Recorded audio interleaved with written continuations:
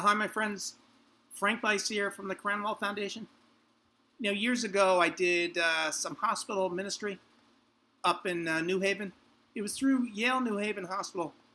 And I also had to work at Gaylord Hospital in Wallingford. During the week, I'd be up in Wallingford working with newly spinal cord injured patients.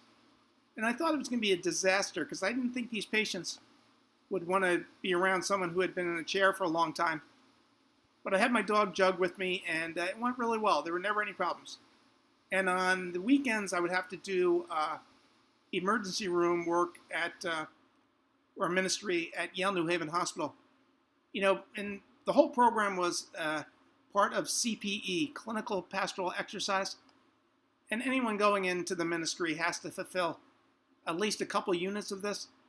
And so in my group, there was a group of us, maybe 5 or 6 people, and we'd get together to discuss what happened during the day, what happened when we met with the patients. We'd have to write papers. And then we'd have discussions. And this one woman in my group named Mary, who was really good. I mean, she was smart. She was great with the patients. She said she wanted to become a full-time hospital minister. And I was like, great, Mary. I think it'd be great. Everybody in my group was like, oh, no. You can't do it, Mary. You can't do it. I'll tell you why. They spent, every time she mentioned it, almost everyone in the group, except for me, was telling her why she couldn't do it. I would say, why are you objecting to what she wants to do? In the gospel today, it's Luke's gospel, and the disciples ask Jesus how they should pray, and he gives them a shortened version of the Lord's Prayer.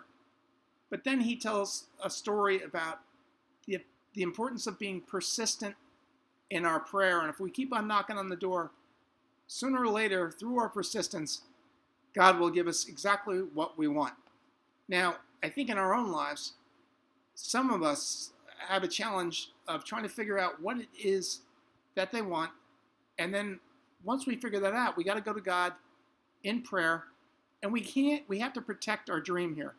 You cannot tell your dream to a bunch of jerks who are going to try to talk you out of it. Those aren't your friends. But you can go to God and protect your dream and be persistent in your prayer. And once whatever you want comes to fruition, because if it's not part of God's plan, he'll give you something even better if you remain grateful.